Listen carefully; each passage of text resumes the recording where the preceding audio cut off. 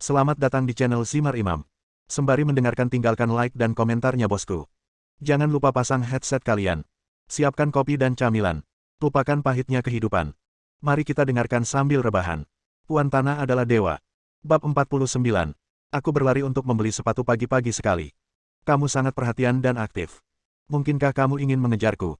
Wajah Bai Linglong tidak lagi menunjukkan kesedihan dari tadi malam membuat lelucon yang ambigu. Tentu saja, hatinya penuh dengan emosi. Apakah perlu mengejar? Tadi malam kita tidur di ranjang yang sama dan menghabiskan malam bersama.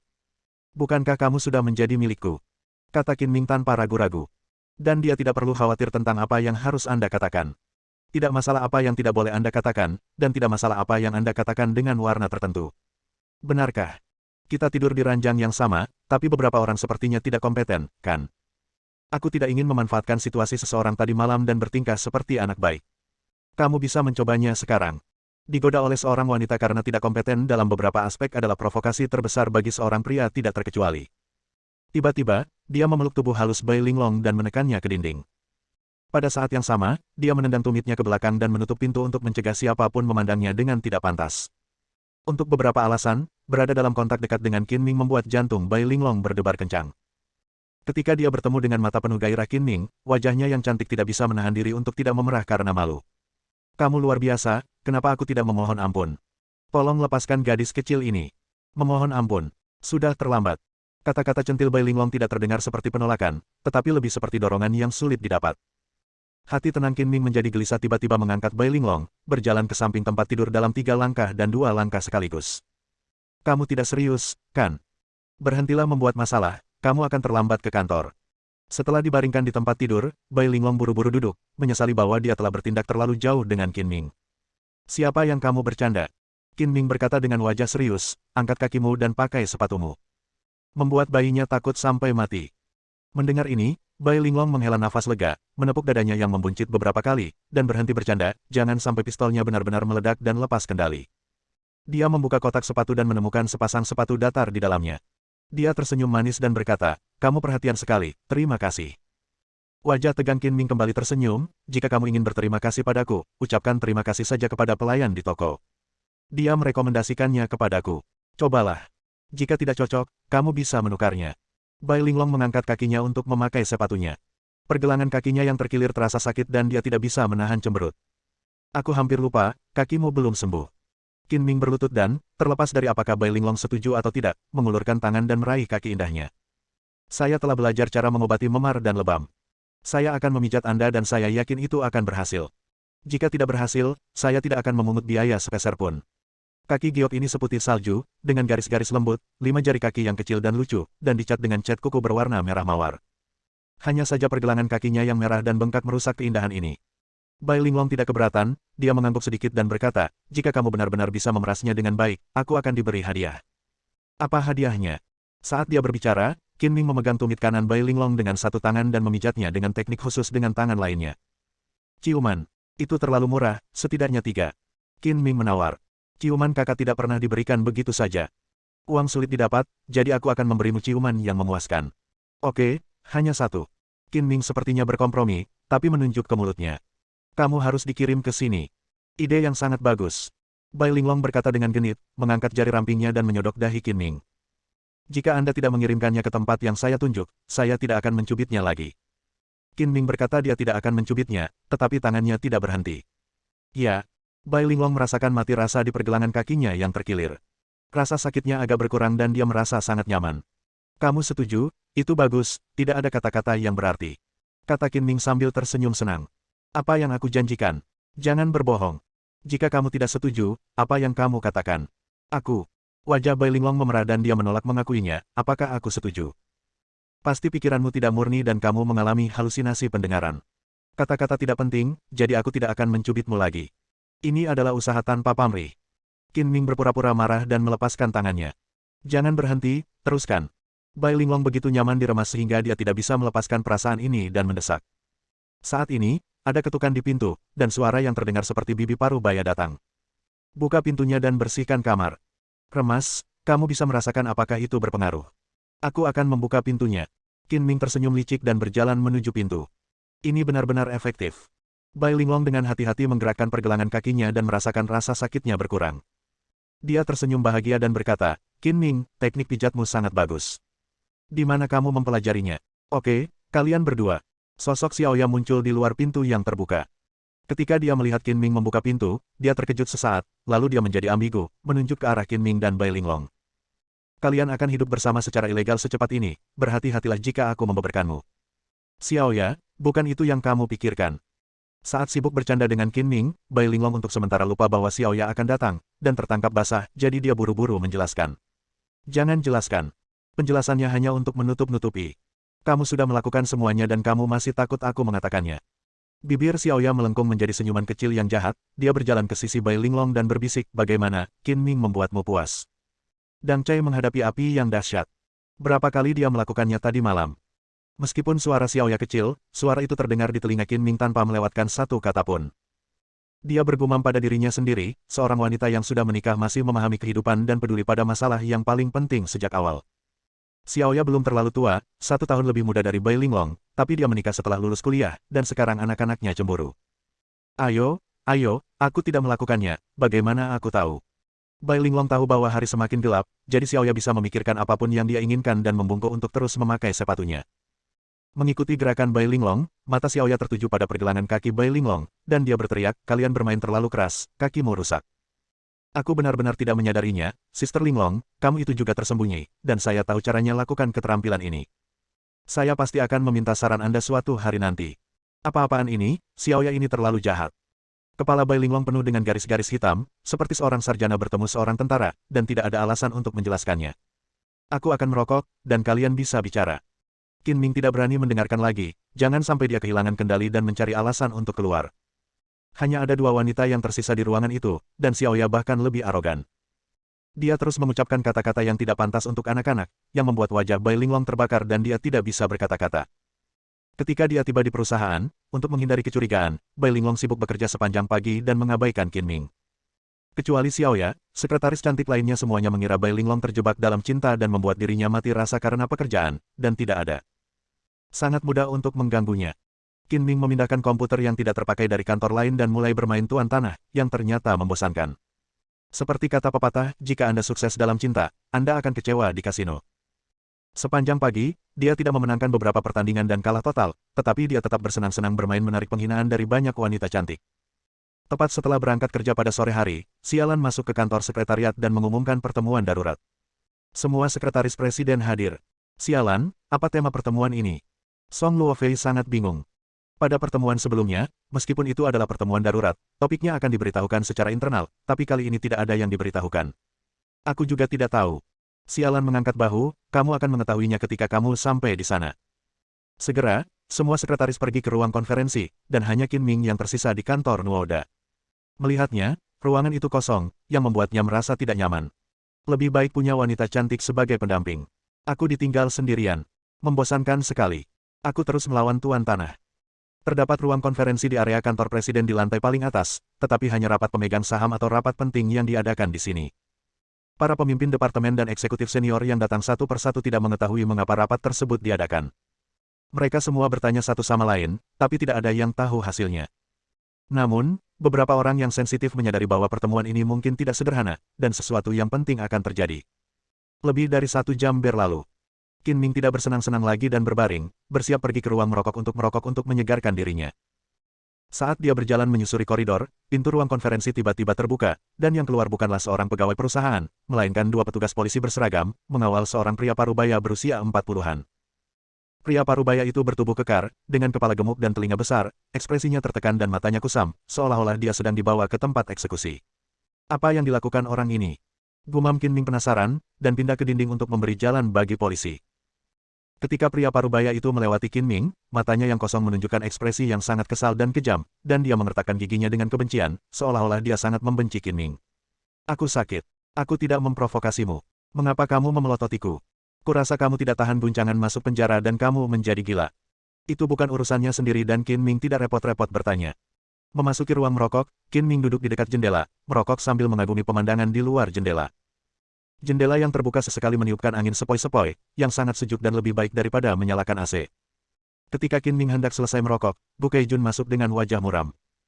Tanpa diduga, ada seseorang di dalam, dan dia mengutuk dengan marah, sial, semuanya kacau, aku sangat marah. Bu Keijun ingin mengutuk, tetapi ketika dia mengangkat matanya dan melihat Qin Ming yang merasa sangat nyaman, dia menjadi marah dan memarahi, siapa yang mengizinkanmu datang ke sini untuk merokok? Keluar. Qin Ming merasakan kebencian Bu Keijun. Dia telah mengalami beberapa konflik dengan Bu Keijun. Dia mungkin membuat orang ini selalu menyimpan dendam padanya, tapi dia tidak memasukkannya ke dalam hati. Dia berkata perlahan, ini bukan rumahmu, kamu bisa melakukan apapun yang kamu mau, kamu tidak bisa mengendalikannya. Ini adalah sebuah perusahaan.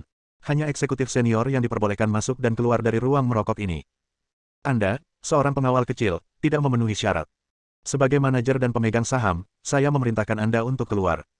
Ming telah menjadi Gu Qingyi, pengawal keduanya tidak memiliki cara untuk berurusan dengan Qin Ming sebelumnya, tetapi sekarang mereka berada di perusahaan yang sama, dia tidak dapat menangani Qin Ming dengan santai. Bab 50. Jangan pamer padaku. Yang disebut status bangsawanmu tidak sebaik pengemis di mataku. Aku menyarankanmu untuk kembali dan bercermin untuk melihat seperti apa dirimu sebenarnya. Jangan menjadi diri sendiri benar sepanjang hari. Qin Ming penuh dengan cemoohan berjalan. Kata-kata ini membuat Gu Keijun marah. Dia menunjuk ke hidung Qin Ming dan berteriak dengan marah, kamu, pengawal kecil, berani membenciku seperti ini. Kamu tidak punya bos. Pergilah. Kamu dipecat mulai sekarang. Anda ingin memecat saya, tetapi saya khawatir Anda tidak memiliki kualifikasi dan Anda terlalu memikirkan diri sendiri. Qin Ming berkata dengan sinis. Saya adalah salah satu pewaris grup Gu yang bermartabat, dan Anda dengan bodohnya mengatakan bahwa saya tidak memenuhi syarat untuk memecat Anda. Baiklah, saya akan memberitahu Anda apakah saya memenuhi syarat. Bu Keijun tertawa dengan marah, di depan Qin Ming memanggil manajer SDM secara langsung. Manajer Tang, saya ingin memecat penjaga keamanan baru bernama Qin Ming. Pergi dan lakukan segera. Bu Keijun sangat memikirkan dirinya sendiri dan biasanya tidak menganggap serius siapapun di perusahaan, jadi dia berkata dengan nada memerintah. Oke, saya akan meminta seseorang untuk menanganinya segera. Manajer Tang di ujung telepon bergumam pada dirinya sendiri, karyawan ini benar-benar tidak beruntung. Dia menyinggung pangeran tepat setelah dia datang bekerja, apakah dia berani macam-macam dengan Tai Sui. Pemecatan seorang satpam tingkat rendah tidak mengharuskan dia untuk melapor sama sekali, dan diserahkan kepada sekretaris. Tunggu saja, Anda akan menerima pemberitahuan pemecatan dari perusahaan dalam waktu kurang dari 5 menit. Setelah menelepon, Bu Keijun tersenyum dingin pada Qin Ming, menunggu untuk melihat lelucon Qin Ming. Jangan bicarakan itu selama 5 menit. Jika saya dipecat sebelum pulang kerja hari ini, saya akan berinisiatif menghindari Anda ketika saya melihat Anda di masa depan. Jika saya tidak dipecat, otomatis Anda akan menghindari saya ketika Anda sampai jumpa di masa depan. Qin Ming menatap Gu Keijun dengan mata menghina. Sambil bercanda memprovokasi, bagaimana kalau kamu berani bertaruh denganku? Itulah yang kamu katakan. Jika kamu mau mengaku kalah, menjauhlah sejauh yang kamu bisa saat kamu melihatku di masa depan. Bu Keijun marah dan langsung setuju bertaruh sama saja dengan melempar telur ke batu. Oke, mari kita lihat siapa yang tertawa terakhir. Qin Ming menyilangkan kaki dan duduk santai di ambang jendela, menunggu jawaban Bu Keijun. Bu Keijun menyalakan rokok dan duduk di sofa seperti seorang paman. Rumah menjadi sangat sunyi untuk beberapa saat. Tatapan dia memandang Qin Ming penuh kebanggaan, tunggu dan lihat saja, sementara Qin Ming mengabaikan Bu Keijun dan melihat keluar jendela. Waktu berlalu dengan tenang. Bu Keijun perlahan-lahan selesai merokok. Teleponnya tidak berdering untuk waktu yang lama. Dia tidak bisa menahan diri untuk tidak duduk diam. Dia berjalan ke bilik terpisah dan menghubungi nomor sumber daya manusia departemen. Manajer Tang, bagaimana Anda melakukan apa yang saya katakan 5 menit yang lalu? Tuan Gu, saya sudah memberi perintah dan sedang ditangani. Anda bisa mendesak saya secara pribadi dan menyelesaikannya secepat mungkin. Saya menunggu hasilnya. Jangan khawatir, saya akan menangani masalah yang dikatakan Tuan Gu kepada saya secepat mungkin. Aku tidak ingin secepatnya, aku ingin segera. Efisiensi kerjamu terlalu lambat. Berapa lama kamu ingin aku menunggu? Bu Keijun memarahi dan mendesak. Ya. Untuk personel keamanan yang tidak signifikan, manajer Tang tidak ingin menyinggung pangeran grup Gu, jadi dia segera memanggil personel terkait secara pribadi untuk mendesak personel terkait mempercepat prosesnya. Tidak lama kemudian, manajer Tang menelepon kembali dan berkata dengan sedikit bantuan, Tuan Gu, karyawan yang Anda minta dipecat bukanlah karyawan internal perusahaan, juga tidak direkrut oleh Departemen Keamanan. Saya dengar dia adalah pengawal pribadi Presiden. Kami tidak punya hak untuk memecatnya. Saya khawatir kami hanya bisa mendiskusikannya dengan Presiden. Kamu tidak bisa melakukannya. Jika kamu tidak memberitahuku lebih awal, itu akan membuang-buang waktu. Bu Keijun memarahi dengan marah dan menghubungi nomor Gu Qingyi. Dia jarang meminta Gu Qingyi melakukan sesuatu, dan merasa jika dia meminta memecat pengawal kali ini, Gu Qingyi pasti akan memberinya wajah. Kamu ingin memecat Qin Ming. Apakah dia melakukan kesalahan? Setelah mendengarkan kata-kata Gu Keijun, Gu Qingyi bertanya. Dia tidak memiliki pemimpin, berbicara kasar, dan mengucapkan kata-kata jahat terhadap saya. Orang seperti itu tidak berbeda dengan gangster. Perusahaan tidak membutuhkan karyawan seperti itu. Saya tidak percaya dia akan melindungi Anda. Kakak, saya sangat menyarankan agar kamu segera memecatnya, agar tidak terjadi karena tikus merusak panci sup. Dia mungkin tidak mengetahui identitas Anda, dan wajar jika bersikap kasar. Saya akan memintanya untuk memperhatikannya lain kali. Jika tidak ada yang lain, saya sibuk dulu. Perusahaan masih memiliki banyak hal yang harus diselesaikan, dan saya tidak punya waktu untuk mengurus hal-hal kecil. Hei, saudari. Bu Keijun ingin mengatakan sesuatu yang lain, tetapi Gu Qingyi sudah menutup telepon, dan nada buta terdengar dari gagang telepon, yang membuatnya sangat tidak puas. Akan sangat disayangkan jika Gu Qingyi tidak memberikan wajahnya. Dia kalah taruhan dan tidak bisa mengangkat kepalanya tinggi-tinggi di depan Qin Ming. Bagaimana situasinya? Melihat Bu Keijun keluar dari bilik dengan marah, Qin Ming bertanya sambil tersenyum. Tunggu dan lihat, jika kamu terlihat baik, kamu pasti akan berkemas dan keluar. Bu Keijun mendengus berat, segera meninggalkan ruang merokok dan pergi bernegosiasi dengan Gu Qingyi secara langsung. Kalau begitu aku akan menunggumu dan kita lihat apa yang terjadi setelah kita pulang kerja. Qin Ming tidak marah, mengira Gu Keijun adalah seorang badut, dan kemudian kembali ke sekretariat dengan gembira. Saat ini, rapat telah selesai, dan semua sekretaris CEO cantik kembali ke kantor dan membicarakannya. Puan Pan dari Taman Hiburan sangat berani. Dia menyalahgunakan lebih dari 20 juta aset perusahaan dan pantas ditangkap. Dia bukan lagi bos, dia harus dipanggil dengan nama depannya, Pan Jingde. Diperkirakan dia akan dijatuhi hukuman setidaknya 20 hingga 30 tahun, dan dia akan menghabiskan sisa hidupnya di penjara. Pekerjaan kerahasiaan Tuan Gu benar-benar rahasia. Ketika Pan Jingde harus ditangani, tidak ada berita yang bocor sebelumnya. Saya pikir ini adalah rapat kerja darurat, seolah-olah itu adalah rapat pengaduan yang secara khusus menargetkan Pan Jingde. Saya mendengar Presiden pergi ke taman hiburan minggu lalu dan terjadi kecelakaan. Pan Jingde meminta seseorang untuk melakukannya. Sayangnya, pembunuhnya tidak tertangkap. Tidak ada cukup bukti. Jika tidak, dia harus dijatuhi hukuman penjara seumur hidup. Saya juga mendengar bahwa gaya hidup Pan Jingde bermasalah dan dia memiliki 4 atau 5 wanita simpanan. Ini saja sudah cukup untuk memecatnya dari jabatannya. Apa yang kamu bicarakan? Sangat hidup. Qin Ming masuk dan melihat wanita cantik bergosip dengan antusias, jadi dia bertanya dengan santai. Kita berbicara tentang bos departemen perusahaan yang tertangkap karena berhubungan seks dengan laki-laki. Xiao Qin, kamu harus berhati-hati. Ini adalah pelajaran dari masa lalu. Qin Ming cemberut, tidak ada yang salah dengan gaya hidup saya. Saya selalu bersikap baik. Tidak ada yang perlu dikhawatirkan. Kak, aku hanya ingin mengingatkanmu bahwa kamu harus berpikiran tunggal agar tidak tersesat. Xiaoya menyipitkan matanya dan tersenyum ambigu. Jangan khawatir, aku adalah tipe pria baik yang berdedikasi pada setiap wanita. Cih. Xiaoya menunjukkan ekspresi meremehkan, berapa banyak lagi wanita yang kamu inginkan? Kamu tidak bisa mempercayainya pada pandangan pertama.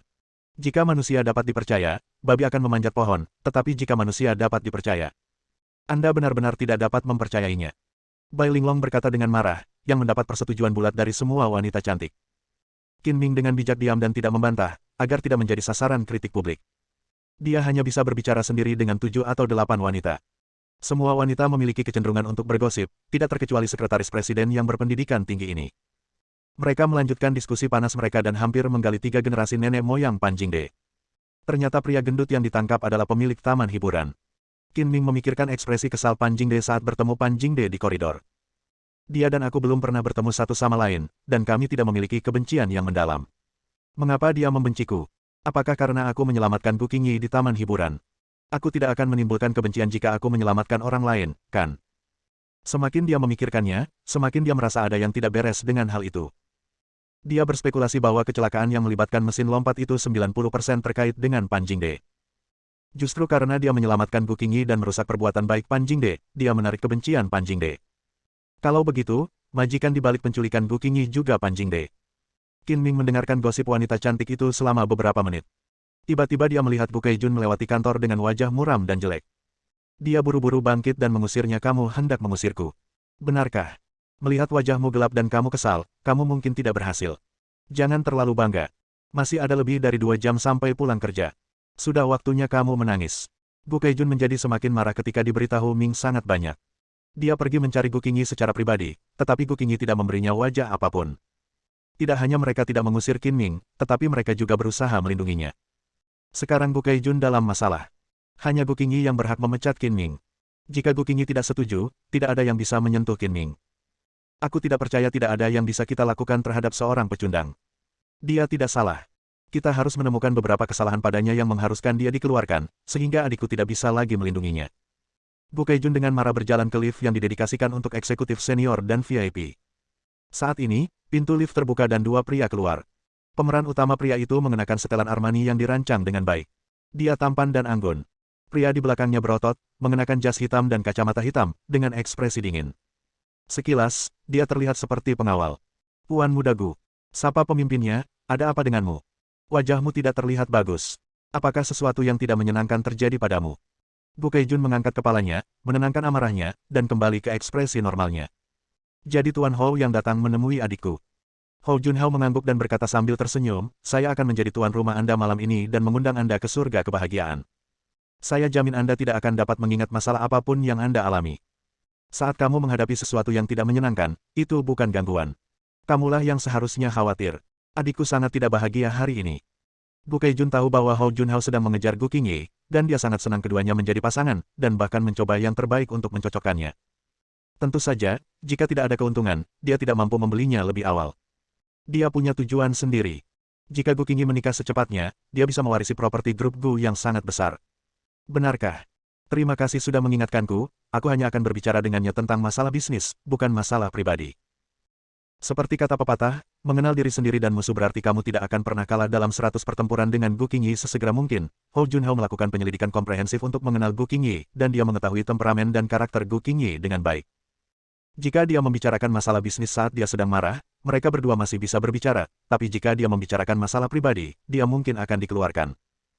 Sambil berbicara, Hou Junhao melihat Qin Ming yang berbalik dan masuk ke kantor, dan berkata dengan keras, Qin Ming, tunggu sebentar, ada yang ingin saya tanyakan padamu. Bersambung.